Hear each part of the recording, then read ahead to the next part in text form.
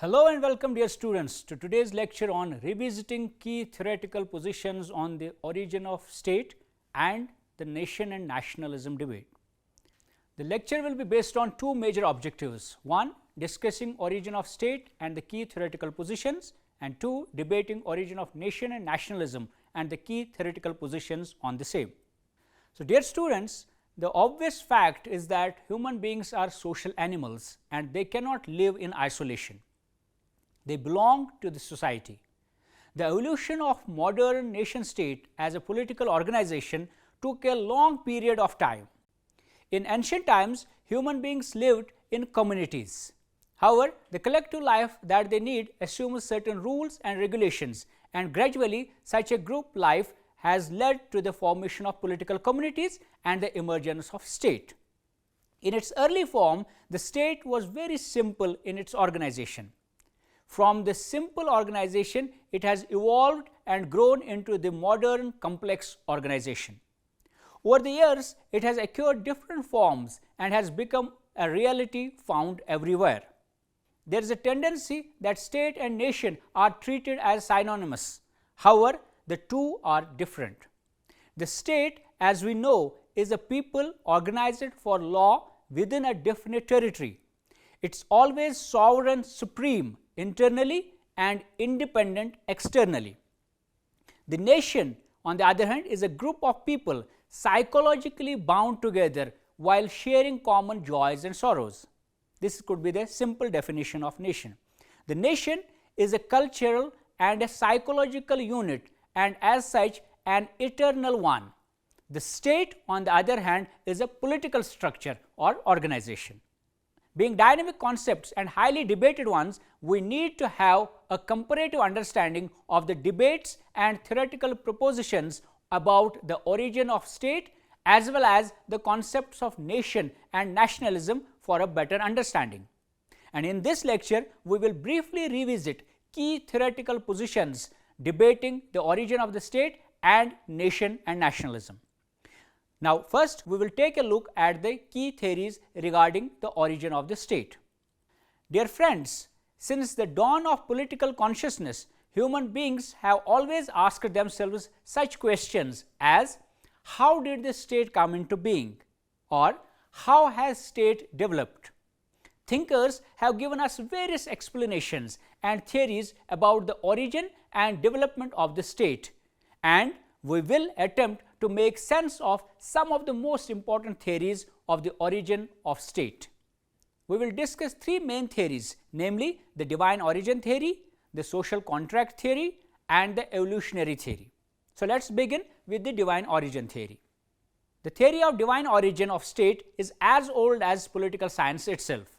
In ancient times, when politics and religion were not taken as separate entities, it was then believed that God created the state as he did everything else. He made certain persons kings to rule over others. In the Middle Ages, it was believed that the kings were the shadow of God on the earth. In the early modern times, however, this theory assumed a new form through the divine rights of the king theory as expounded by the King James I of England and Sir Robert Filmer's book Patriarchy, published in 1680. The theory of divine origin can be summed up in three basic ideas. One, that the state is created by God. Second, that the kings are the divinely appointed. And third, they are answerable to God alone for their rule and to no human authority. In other words, the state and its laws are divine institutions. Therefore, to disobey the king is not only a crime but also a sin, because to disobey the laws of the state in reality is to disobey the laws of God. The theory of divine origin and its later offshoot, the theory of divine rights of the king, do not require a serious refutation in the present times. They are now universally discredited and discarded. The kings are nowadays considered no more divine than the mendicants. The theory is, however, refuted on certain basic grounds. One, the state is a human, not a divine institution. A religious has undoubtedly played a part in the evolution of the state, but political authority cannot be justified on religious grounds. reason rather than faith must explain the origin of the state and the exercise of political power. The theory also goes against the human reason and experience. The theory supports reaction. It leaves people at the mercy of a despot. It justifies misrule and oppression of the people by bad rulers. And history is full of bad and vicious kings who justified their misrule by means of such a theory. Also, the theory explains only the monarchical form of government. It tells us how kingship began, but it throws no light on the origin of the republican and other democratic forms of the state. Even in respect to the monarchies, it does not explain the whole thing. For example, it does not explain such questions as the succession of the king by his son, the court intrigues, the place of revolutions and the dynastic quarrels, as well as about the overthrow of one royal dynasty by an upstart dynasty of a successful rebel or of a victorious invader. The second is the social contract theory. The social contract theory is not only the most ancient but also the most famous of the theories regarding the origin of the state. The substance of this theory is that state is the result of an agreement entered into by men who originally had no governmental organization. In the first period, there was no government and no law. The people lived in a state of nature. After some time, they decided to set up a state. That they did by means of a contract. So, the social contract theory described the original condition of the human beings as this state of nature. To escape from the condition of the state of nature, human beings made a social contract. To some writers, the contract was pre-social and to others it was pre-political. However, all theorists agree on the point that the state of nature preceded the establishment of government and there was no organized life in the state of nature. Each lived according to his own wish and fancies. No man-made laws were there to control human beings. The law known to the human beings in the state of nature was the law of nature or natural law, and there was none to interpret the law or adjudicate. Hence, they lived under uncertain conditions, and ultimately when they felt the need to escape from this type of life, they did so by common agreement or contract. As a result of this, a civil society was created. Thus, creation of civil society according to this theory also preceded the emergence of the state. In the 16th and the 17th centuries, the supporters of the social contract theory multiplied and there was more or less universal acceptance of the doctrine. Richard Hooker was the first scientific writer who gave a logical exposition of the theory of social contract. The theory found real support in the writings of Thomas Hobbes, John Locke and Jean-Jacques Rousseau, who are known as the contractualists. Despite being so popular as far as the origin of the state and political obligations is concerned, the theory has been criticized on many grounds. Some of the critical arguments are: it is unhistorical. One of the main defects of the social contract theory is that it is historically false. It claims to be a historical explanation of the origin of the state, but it has no foundation in history. In the whole range of human history, we do not find any evidence of human beings living in a state of nature without social relationship, nor do we find any evidence of a social contract which created the state. Secondly, it is argued that it is sociologically unscientific. The sociological explanation of this theory is also unscientific and false. It asserts that men lived an isolated and independent life in the state of nature and that they voluntarily contracted to establish the society and state in which also the individual remained as a free and independent unit. But the social history has clearly demonstrated that in primitive society, the family or tribe was the social unit and not the individual. The third point of critique is that the transition is impossible. The basic assumption of the contract theory is wrong. A sudden transition from a lawless and, as Hobbes says, even immoral and warlike condition of the state of nature cannot change into the law-abiding and peaceful community in the state, which seems to be impossible. Such a sudden change in habits, character and conduct of the people is impossible in human life and society. And dear students, the third theory is the historical evolutionary theory of the state. Now, although among the theories of origin of state, no single theory offers an adequate explanation. However, the theory which seems to explain and is now accepted as the most convincing argument regarding the origin of state is the historical or evolutionary theory. It explains the state as the product of growth, a slow and steady evolution extending over a long period of time and ultimately shaping itself into the complex structure of a modern state. This theory is more scientific. The state is neither a handiwork of God nor the result of superior physical force, nor the creation of evolution or convention, nor a mere expansion of the family. Professor Gardner argued that the state is not a mere artificial mechanical creation, but an institution of natural growth or historical evolution.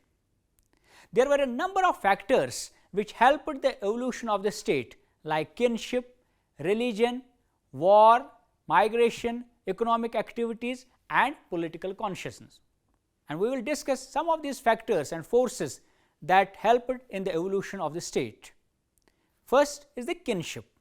Among the factors, kinship is the most important and was based upon blood relationship. Kinship was the first strongest bond of unity.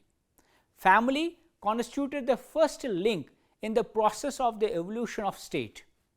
With the expansion of the family, new family ties and extended family system emerged. This multiplication of families led to the formation of clans and tribes and finally the state. According to McIver, kinship creates society and society at length creates the state. The second factor is religion. Religion provided the bond of unity in the early society. It also affected all walks of life. The worship of the common ancestor or common gods created a sense of social solidarity. In the early days, a number of different races were united by religion, and unity was the essential feature for the creation of state. The third factor is the force. Force also played an important part in the evolution of the state. It was the use of physical force that was responsible for the growth of kingdoms and empires. It helped in expanding the boundaries of the kingdoms as well as the consolidation of the rule over a given territory. Another factor was the property and defense, which also played a vital role in the evolution of the state in ancient times, particularly among the people who were nomads and tribes. Property helped in settling down of people and communities, and the defense of this property became a fundamental aim leading to the creation of institutions aimed towards this end. The last is the political consciousness arising from the fundamental needs of life for protection and order.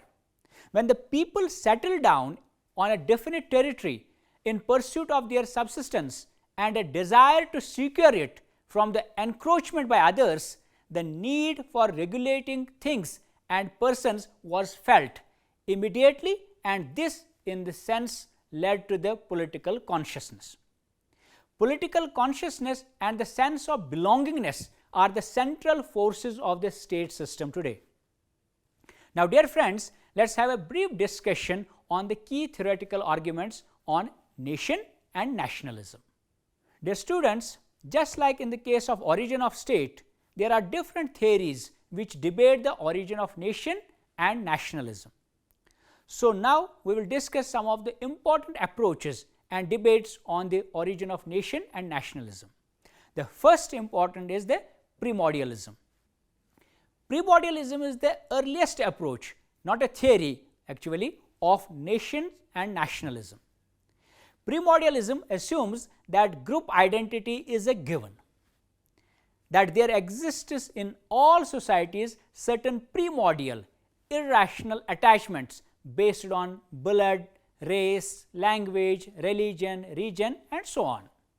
They are, in the words of Clifford Geertz, ineffable and yet coercive ties, which are the result of a long process of crystallization. Modern states, particularly but not exclusively in the third world, are superimposed on the primordial realities, which are the ethnic groups or communities. Primordialists believe that ethnic identity is deeply rooted in the historical experience of human beings to the point of being practically a given. Appealing to emotional and instinctive constraints as ultimate explanations of national mobilization, they date the origin of nationhood back to the remote epochs, treating them as emotional givens. The conventional primordialist approach to the nationalism sees nations as historic entities. Anthony Smith, the founding father of ethno-symbolism, divides primordialist accounts into two categories: perennialists and sociologists.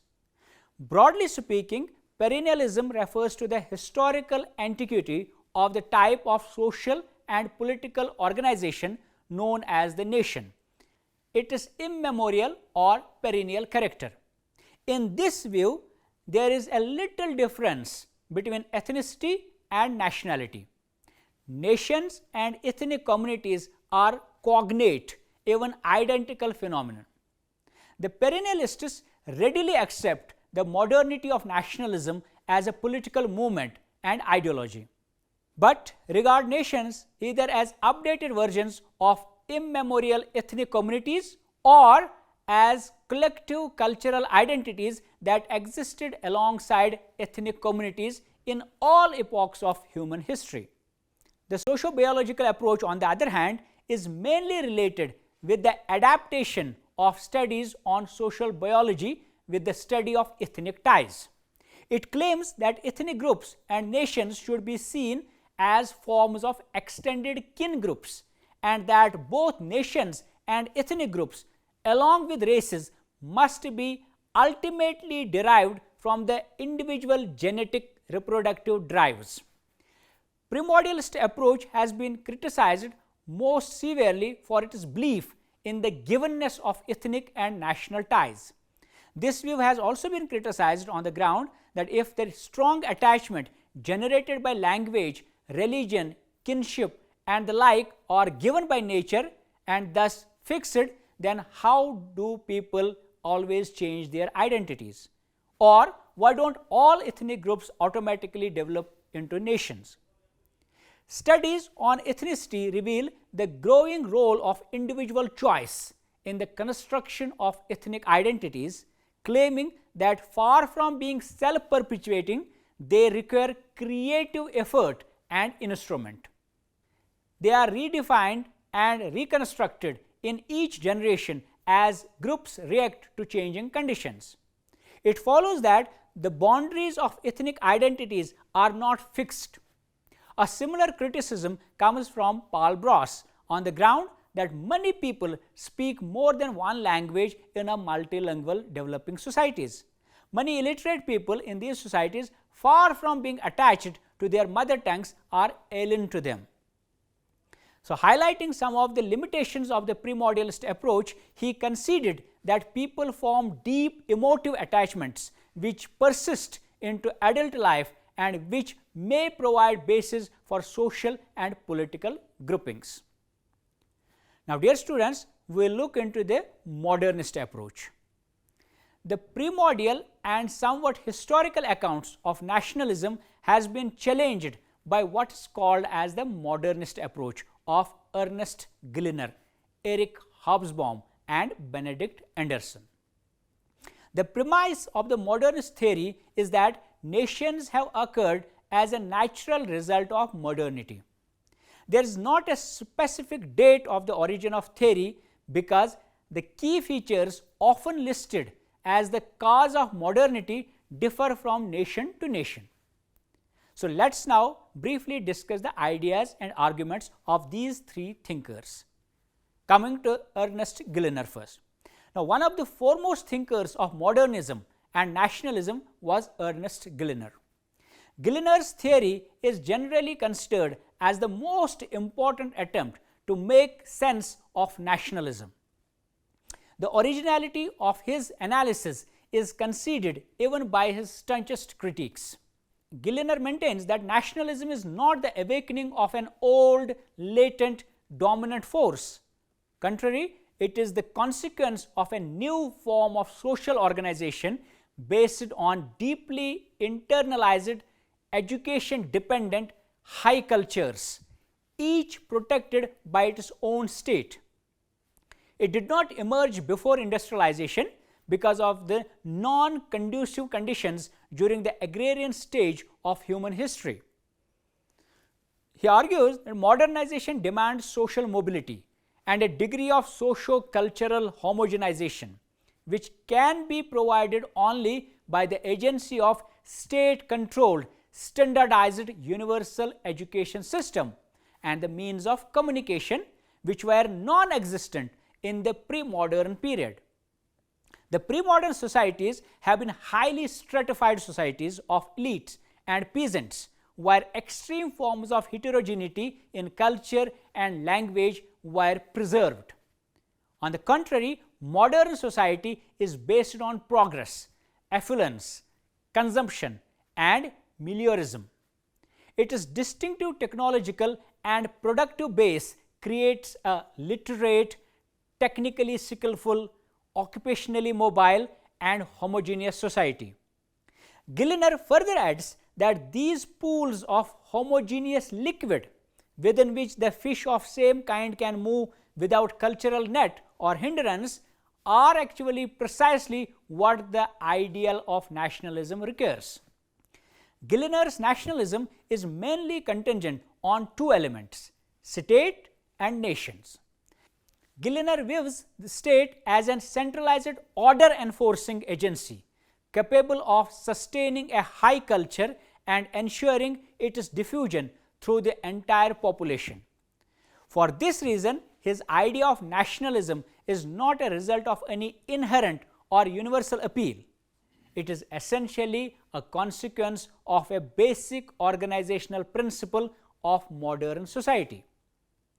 For Gillner, nationalism engenders nations and not the other way around. Gillner's nationalism is based on modern capitalist societies' economic and functional demands. Now, dear students, we move to Erich Hobsbawm. Erich Hobsbawm, who was born in Jewish family of Austria, later on moved to universities in England. Hobsbawm's concept of nationalism is a mixture of cultural and modernist perspectives. Hobsbawm refuses to settle on a single definition of nation, arguing that objective definitions are doomed to fail because exceptions can always be found. Hobsbawm defines nationalism as the ideology that rests on the assumption that the political and the national units should coincide. He views the nation as a changing, evolving, modern construct that is brought into being by nationalism and not the other way around. He agrees that there are certain political, technical, administrative, and economic conditions necessary for the emergence of the nation, such as the existence of administrative and educational infrastructure. Finally, Hobsbawm believes nationalism is constructed from above, although it needs to be studied from below, as this is where it takes root and is the most powerful and volatile. According to Hobsbawm, three historical aspects are essential to a nation to emerge. One, historical association with the state, which is driven by an economy. Second, long established cultural elite, which is to create the culture and impose it from above. And third, a capacity for conquest is less critical in today's time. According to Hobsbawm, nation is like an artificial construct. It's a piece of social engineering. In Hobsbawm's approach, the nation is seen in large part as a set of invented traditions comprising of national symbols, mythology, and suitably tailored history. Hobsbawm distinguished between three types of invented traditions. One, those establishing or symbolizing social cohesion and collective identities. Two, those establishing or legitimizing institutions and social hierarchies. And three, those socializing people into particular social contexts. And dear students, finally we come to Benedict Anderson.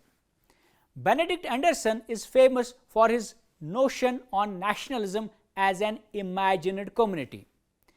An imagined community is different from an actual community because it is not, and for practical reasons cannot be, based on everyday face-to-face interaction between its members. That is, the people in the nation actually do not know each other. For example, Anderson believes that a nation is a socially constructed community, imagined by people who perceive themselves as the part of the group, although they do not know each other. Anderson's book, Imagined Communities, in which he explains the concept in depth, was first published in 1983. In this book, Anderson defines nation as an imagined political community and imagined as both inherently limited and sovereign. It is imagined because the members of even the smallest nation will never know most of their fellow members, never meet them or ever hear of them, yet in their mind of each other the image of their communion lives. Anderson further says that the nation is imagined as limited because even the largest of them, encompassing perhaps 1 billion living human beings, has finite, if elastic, boundaries beyond which lies the other nation. It is imagined as sovereign because the concept was born in an age in which enlightenment and revolution were destroying the legitimacy of divinely ordained hierarchical dynastic realm. Finally, it is imagined as a community because regardless of the actual inequality and exploitation that may prevail in each, the nation is always conceived as a deep horizontal comradeship. Anderson proposed further that the arrival of print capitalism, as he calls it, precipitated the search for ways to link fraternity, power and time. The rise of vernacular in publishing and in the state administration required that a standardized usable language be chosen. He says, and I quote, "What in a positive sense made the new communities imaginable was a half virtuous but explosive interaction between a system of production and production relations, that's capitalism, a technology of communications, print, and the fatality of human linguistic diversity," unquote. Print capitalism required that spoken dialectics be assembled into print languages, fewer in number and capable of being understood by larger public. Larger fields of communication were created, which later would be reinforced through state-sponsored schools, recruitment of men into armies with a single command language, and markets and towns. While explaining nationalism, Anderson adheres to the modernization argument, explaining the origin of the nation. In other words, nations developed as a necessary component of industrial society, though neither economic interest, liberalism, nor enlightenment could or did create in themselves the kind or shape or imagined community. Breaking from Gilner's understanding of nationalism, Anderson places greater emphasis on the constructed nature of the culture and on the role of print capitalism to the development of the nations. So, dear friends, to conclude, the state and nation are two important concepts within the domain of political science and need to be studied in comparative perspective as there are divergent views regarding them. There are various theoretical arguments put forth for the origin of the state and nation. In this lecture, we revisited some of the key theoretical positions as far as the origin of the state and nation are concerned. We discussed the divine origin theory, the social contract theory, and the historical evolutionary theory of the origin of state. Further, we also discussed the primordialism and the modernist perspective on the origin of nation and nationalism. Within the modernist paradigm, we revisited the arguments of three key thinkers, namely Ernest Gellner, Benedict Anderson, and Eric Hobsbawm. So, with these words, I will end it here. I hope you would have enjoyed the lecture. Thank you for being with us. Goodbye.